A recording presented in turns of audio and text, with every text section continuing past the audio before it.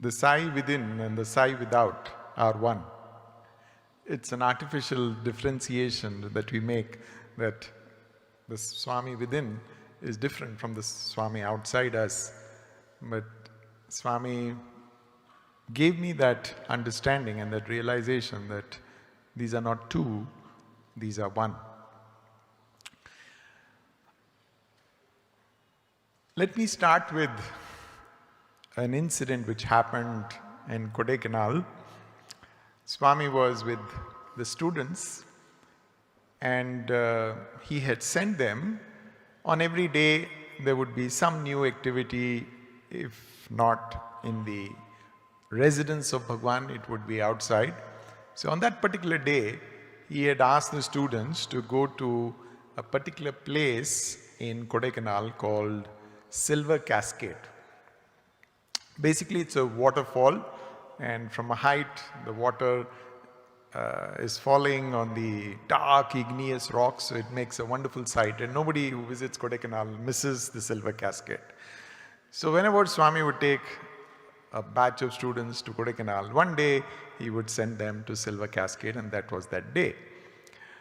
Now as they were going, it so happened that the bus stopped at one spot, and suddenly Swami came in. He left his own car and he walked into their bus, and the students were naturally very, very excited because, wow, what a personal, private audience you're having with Swami. And so somebody offered one of the seats, and Swami was sitting on the seat, and everybody was trying to go closer to him, and they're wanting to touch his lotus feet. If they're not able to reach up to him, they are touching the hem of his robe. So it was very, very intimate. And to ensure that nobody outside knows what's happening inside, so all the curtains had been drawn. So nobody outside, because generally when Swami's car is going, his devotees would line up on the road and they will peep in. So it was kept top secret. At one moment, the bus comes to a halt, and somebody announces that Silver Cascade has arrived. The moment it was announced, everybody started, became mobile. The curtains were drawn out. Light started coming in, and everybody started watching this beautiful waterfall.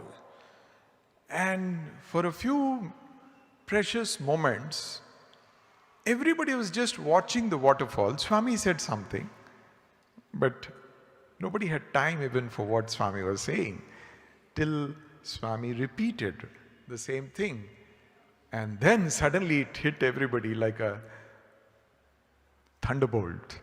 Swami said, beauty is outside, God alone is inside. All this while, they were so excited that Swami is with them, and they want to talk to him, they want to touch him, and they want to, do everything. And suddenly comes the Silver Cascade. Swami is still with you, but it means nothing. Suddenly you're so engrossed seeing the Silver Cascade, till Swami had to remind all of them, I'm here. So this beautiful world God has created, very, very beautiful. In fact, Mr. Murthy once had this conversation with Swami, and Swami asked him, what is the difference between Andam and Saundaryam? And this was the answer which he gave Swami. He said, Swami, Andam is beauty, beauty which stimulates your senses, excites your senses, and makes you passionate, and that is what the world is. But Saundaryam is that which stuns all your senses, Your senses become numb. That is what happens to you when you come face to face with God. And that is why, we say, He is Saundaryam. Satyam, Shivam, Sundaram we say. So he is Sundaram because when you see him, you become speechless. All your senses, freeze and you forget yourself. So Swami gave a beautiful message to all the students who were traveling with him that day. Yes, the world is beautiful, enjoy the world, but never ever forget that God is there within, waiting for you, and He alone is waiting for you. He alone is waiting for you.